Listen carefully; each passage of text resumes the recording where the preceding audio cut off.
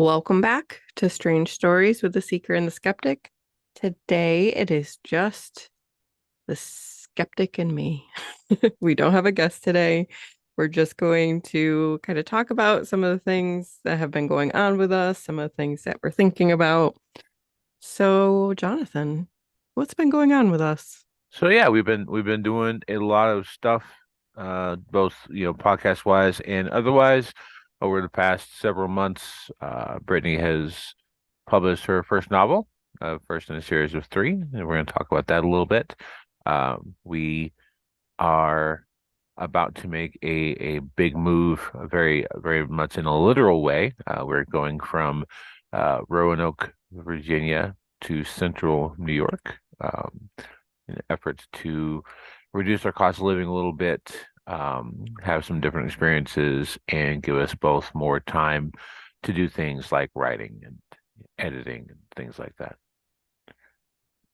Yes, that is the big news is we are moving.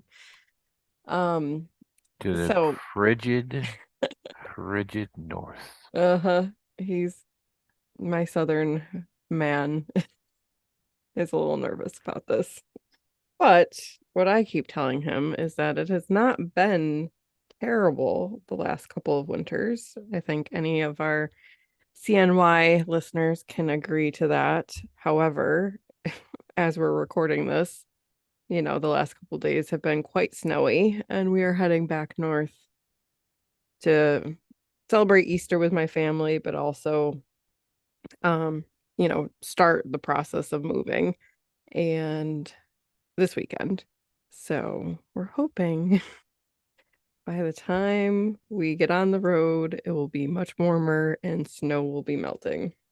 It better be gone. It's gonna be April.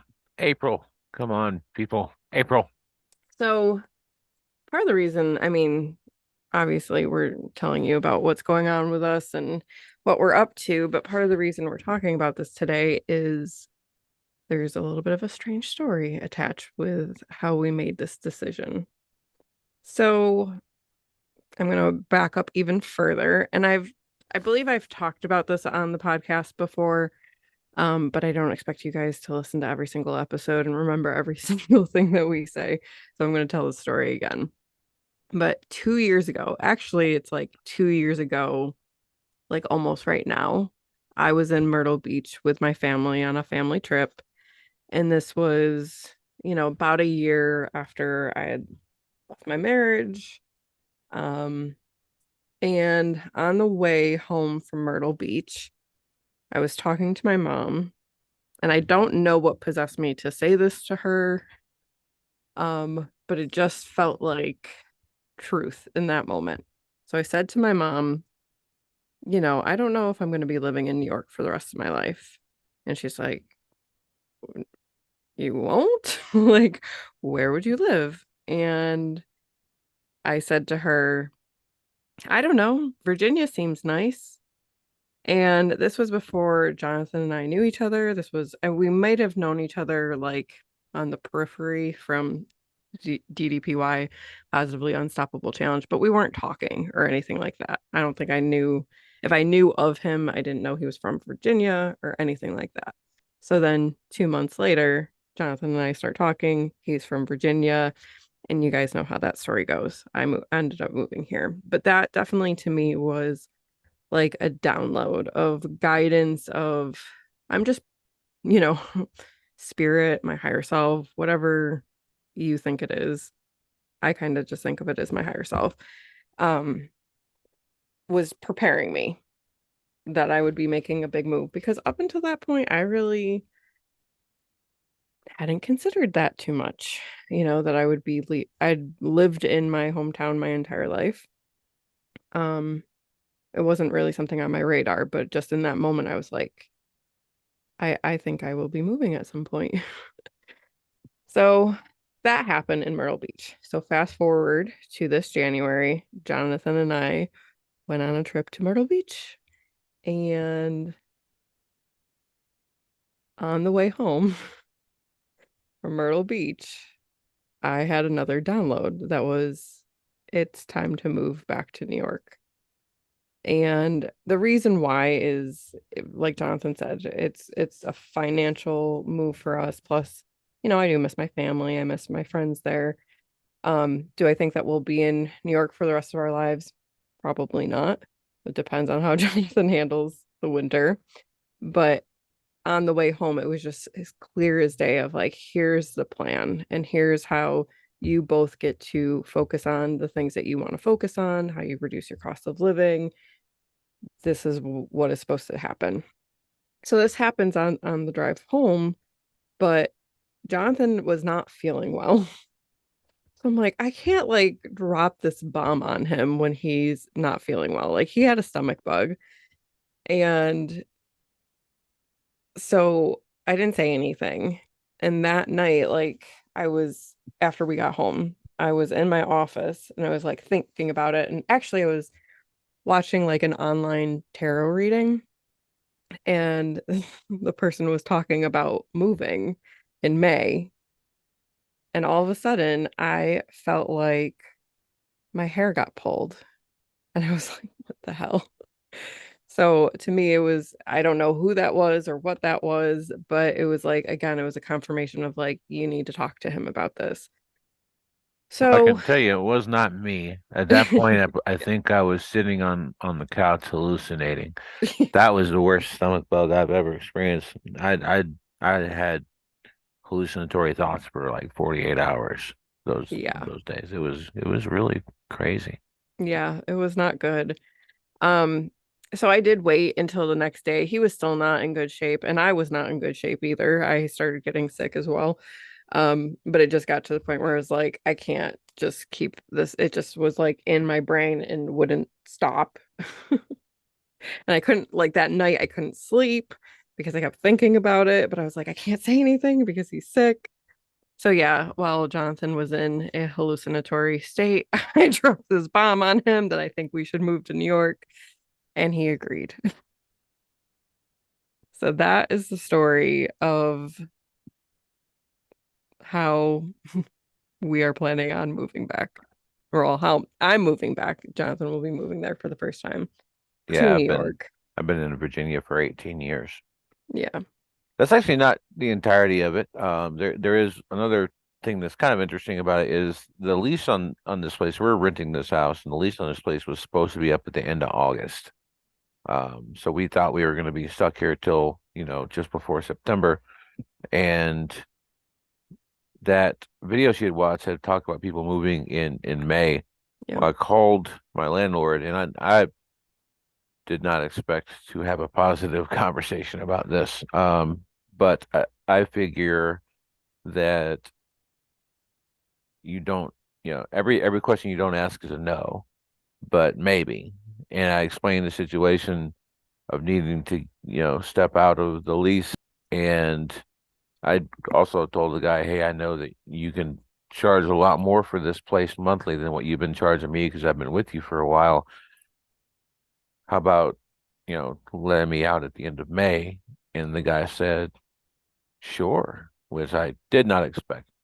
We're not getting hung on multiple months worth of rent going forward, which most landlords would definitely do that. At least that's been my experience of years and years of renting from people and companies both. And so we get to leave when we need to leave, and we're not going to have to deal with the hassle of, somebody feeling like we owe them something. Yeah. So maybe the strangest story I've told in this podcast is a positive landlord situation, but honestly, it's actually been a very good situation with that company. I have no complaints about them. Yeah. They've been good to us and helpful. So we definitely appreciate that. But yeah, that was definitely strange. That was like, yeah, he said, I'm watching the tarot video and it's like, you'll be moving in May. And And we that's like, are. and we are. You also, months before this, might have had some glimpses into this. So tell us about that. Well, so in October through December, Well, to take a step back, there's an esoterica podcast called Vase, Vayse. I've mentioned it a couple of times through different episodes of this, and I'm on their Discord, which you can get through a Ko-fi donation monthly. It's super worth it. Really, really good community in that Discord. I've made a lot of friends. It's been really cool. Um, Shout out to any of those folks if they happen to listen. I think a few of them do listen to the podcast. So through those months, they did a little bit of an experiment. I'm not going to go deep into it because their experiment. It's not my experiment, but I participated and it dealt with dreams and what dreams are and can they influence you? Can you influence them? What, you know, where can you go with dreams? Which has always been an interest of mine. I mean, I'm sitting here looking at a copy of the Eric Wargo Dream Book that I will be starting very soon. I'm very excited about. Got it for Christmas. Um, dreams are super interesting to me. They've played big role in my life in multiple parts of my life. And through that dream experiment with those guys, um, I had a series of very narrative dreams that kind of have two results for me. One of which is actually was the beginning of and the direction of the novel that I'm currently writing, and I'm about 20,000 words into right now. Um, and I think that if I had not done that, that novel would not be happening for sure. Um, and then I mean I'm sure I'd be writing something right now, but it wouldn't be that. But also a recurring theme throughout these dreams was a house that played a role in the plotting of it in multiple ways, and it was a mixture of two different houses. One of which is very real, and one of which I've experienced in dreams throughout the past 25 years. So I don't know if I've mentioned it in the podcast at some point or not, but I'll explain that dream house at some point in the future.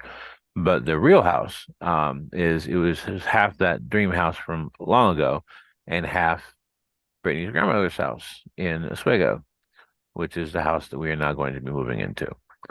And so I think it's kind of interesting that, in at least a few of those dreams, we were living there. In other dreams, we were investigating for different reasons.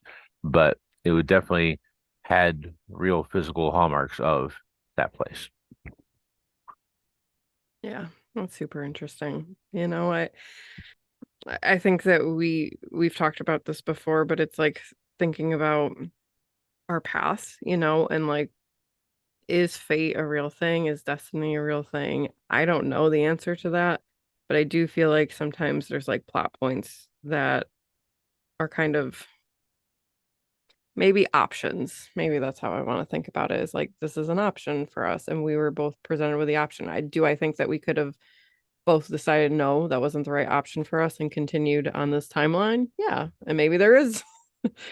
That's something that we're going to talk about more in a future episode, is timelines and all of that jazz. It's something we've been exploring a little bit, but maybe there is a version of us who decided, nope, we're going to stay in Virginia and stay on this timeline. But we were both kind of guided to this, and I think it's pretty cool. I think for me, one of the things that is just like the symmetry of it.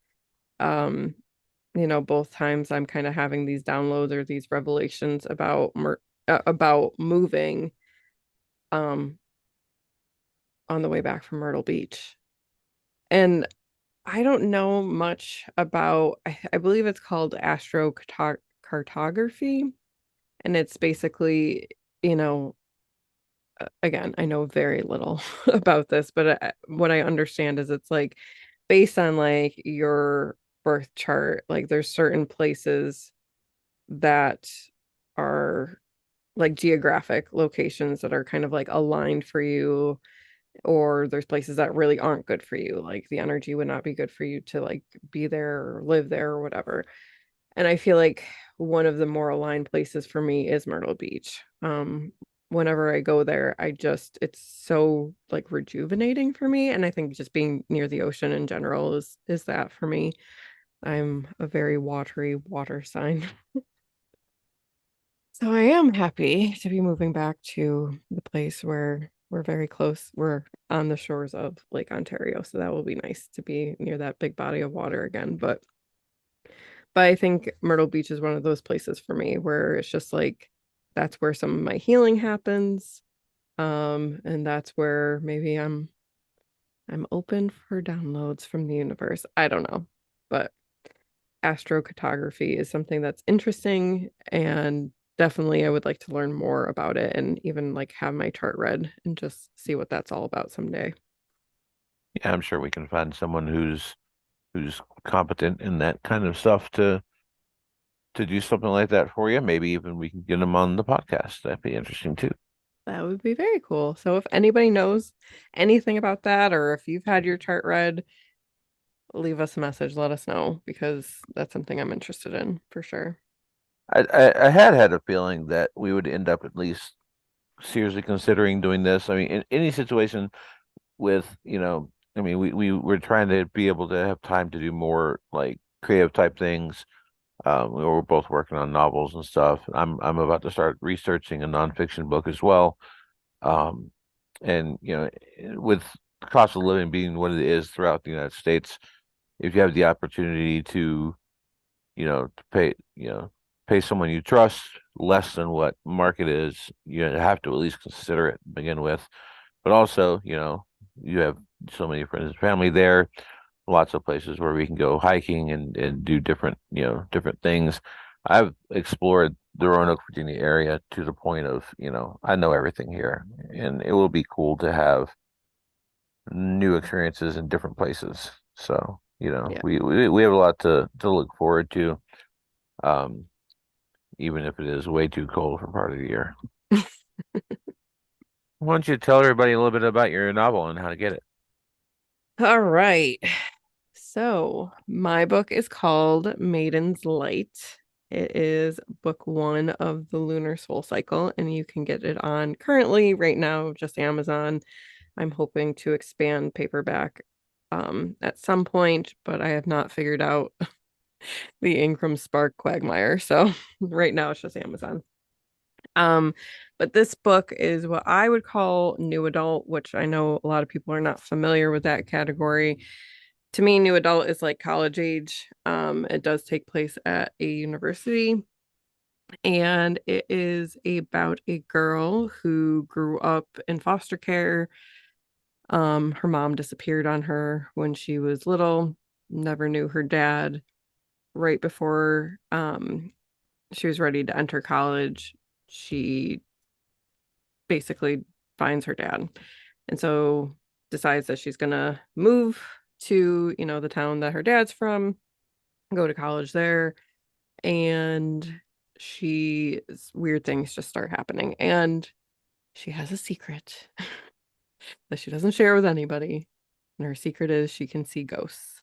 And she has two that follow her around. So the story is really about like how the past intersects with the present and kind of unraveling some of the mysteries about the ghosts that have been following her around for her entire life and what that's all about.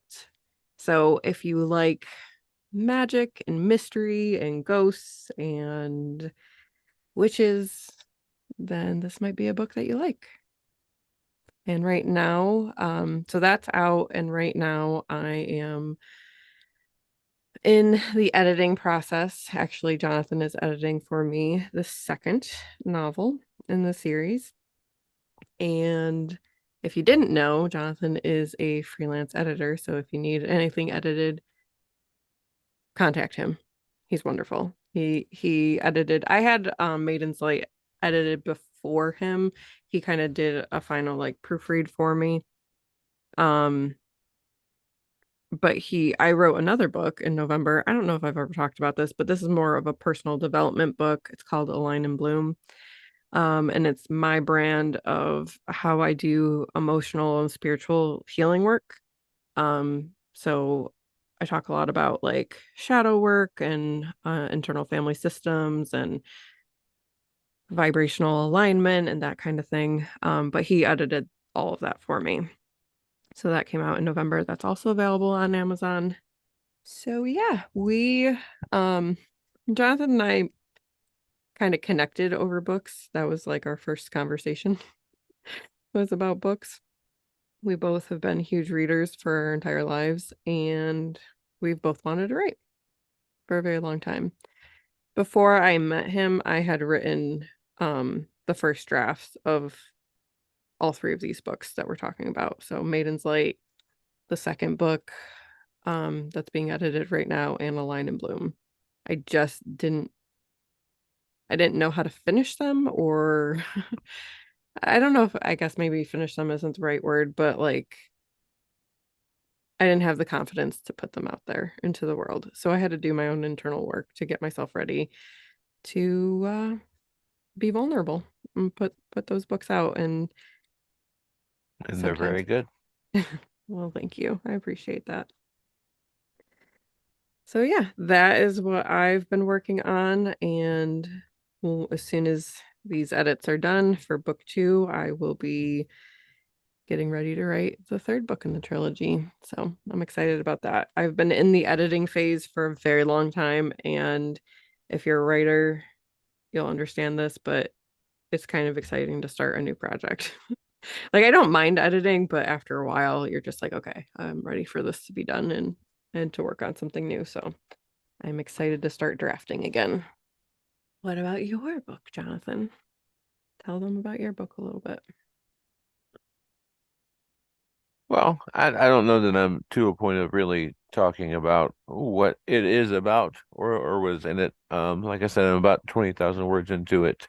Who knows how long it's going to be. It's coming along fairly quickly. I would say that my process is um a little on the specific side, and also I'm wrapping up um what's been I don't know how to explain the experience that I have had with my current gig. But it has been a little bit of an energy suck dealing with that. Um, it's become a cliche that people don't leave bad jobs, they leave bad managers, and this is one of those cases where that is extremely true. It's the company is fine, the work is fine, the job is fine, but they changed managers on me about four months ago, and it became unworkable. And so here we are.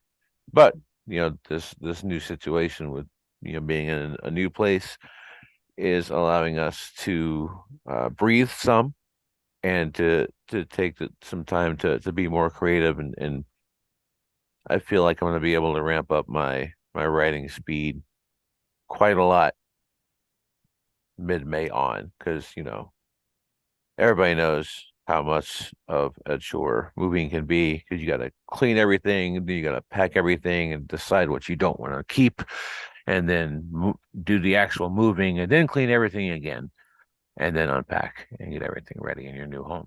And so, we're talking, probably late May, but after that, I feel like we're going to be off and running on the writing thing.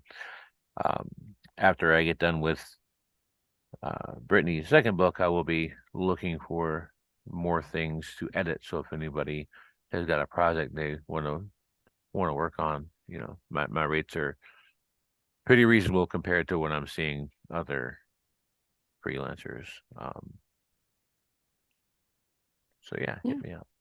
Yeah, you just did you just edited a book. Are you allowed to talk about that? I did edit a nonfiction book that is planted firmly in New Thought. I would say the title and the release have not been announced yet, so I really can't go into who and what it is. But once it comes out, hopefully the author will hopefully he'll come on and do an episode with us because he's a super interesting guy, and talk about his book, talk about his beliefs. But um I'll also mention whenever it comes out, I'll also mention what it is because I think there's some valuable material in there that can help you change your mind, which is a good thing. We all should be trying to deprogram the bad and reprogram the good. This human brain is a computer. Absolutely. I kind of have come up with um, a specific way that is working well for me. I would classify this novel as being somewhat of a channeled work anyway. Um, Part of it being the majority of it having, you know, the majority of the idea having come from that dream sequence over the course of a couple months, and then also just the things that I'm doing to get into a headspace to write. For me, for one thing, is I have to be physically tired. I walk between 4 and 6 miles a day every single day, no matter what else I do. I also do DDPY, which is Diamond Dallas Page Yoga. Also hit the gym for weights 3 to 4 times a week, depending on what week it is and how we're both feeling, and you know all that other good stuff.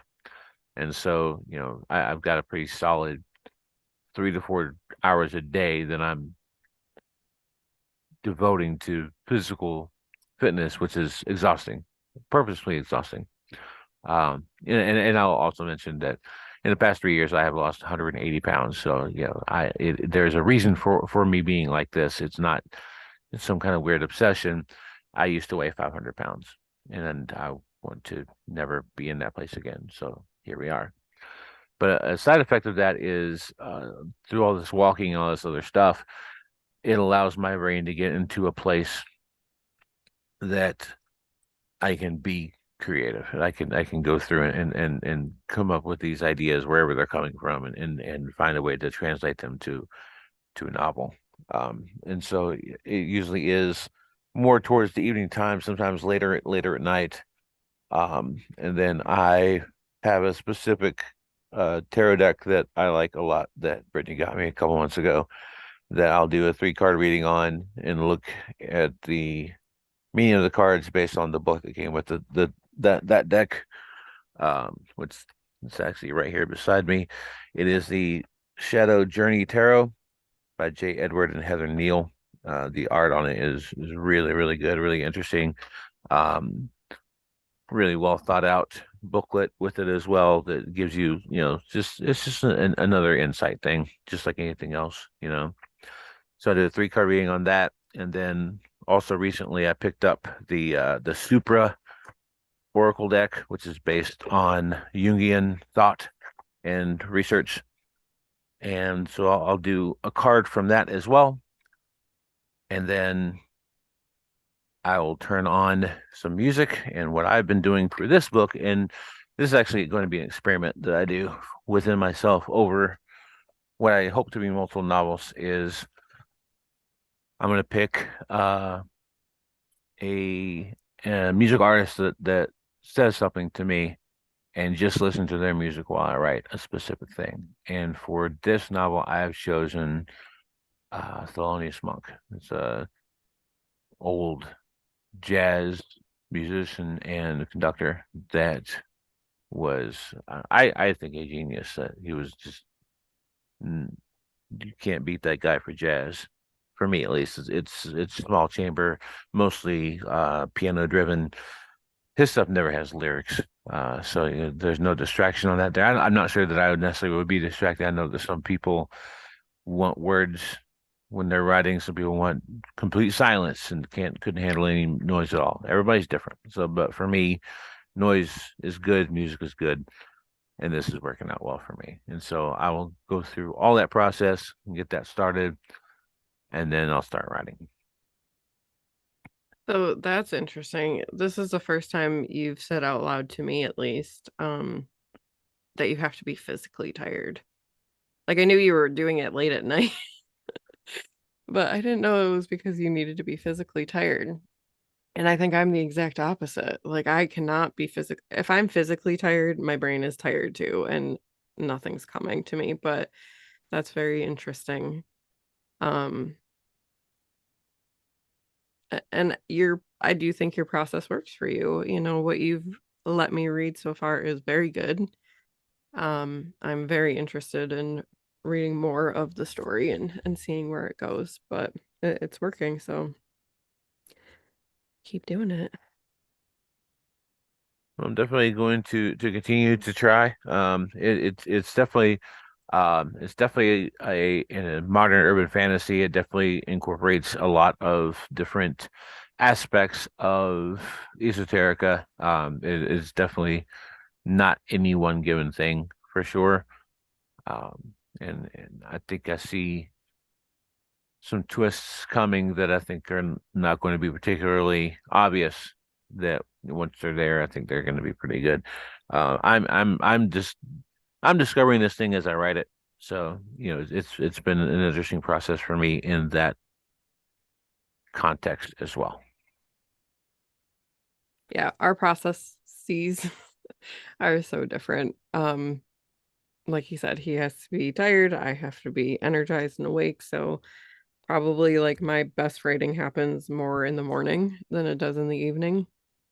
And he's a pantser, so he's just writing it as it comes. And I am definitely a plotter. So I spend months. I mean, my Maiden's Light, that wasn't even months because I didn't know how to write a story. I didn't understand story structure. I just had these ideas that kept coming to me. And so I was like plotting and planning for years, like from 2000, it was either 2018 or 2019, I can't remember.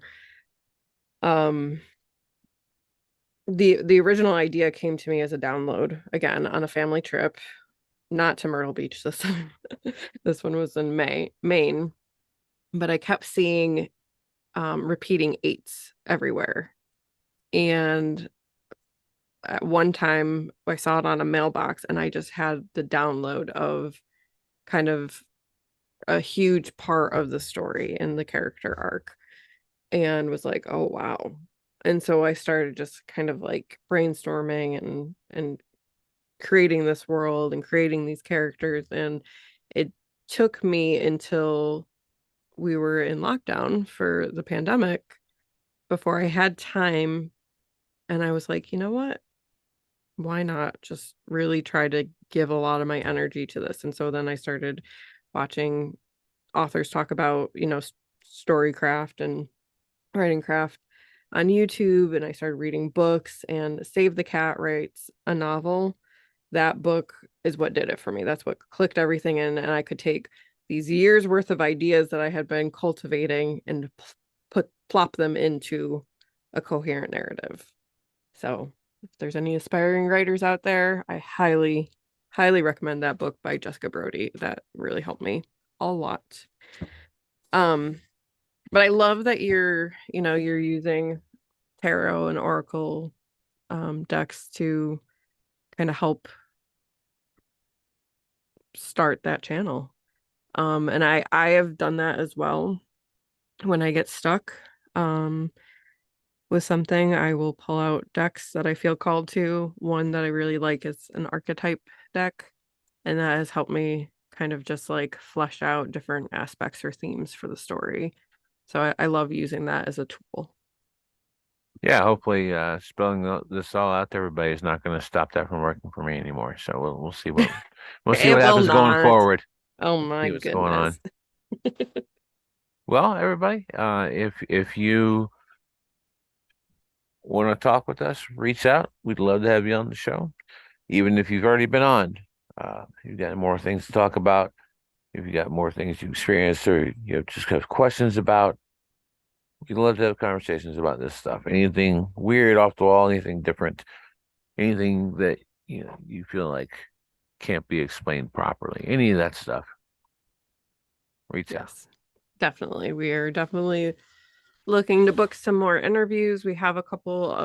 Um we have a couple on the calendar. One that I'm pretty excited about, somebody who's been in um paranormal investigation field for a very long time and is a medium. So we're looking forward to that conversation. And even if you have a strange story, we did this at Halloween, but I'm going to just open this up that we could do this again. If you have a strange story and you don't really want to come on the podcast, but you want us to talk about it, send it to us in an email. Seeker and skeptic at gmail.com.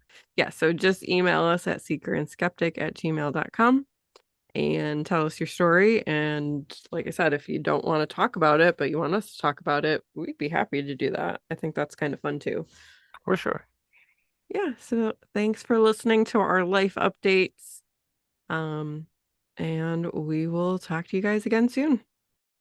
Thank you so much for being here. If you have a strange story you want to share with us, email us at seekerandskeptic@gmail.com. We look forward to talking to you soon.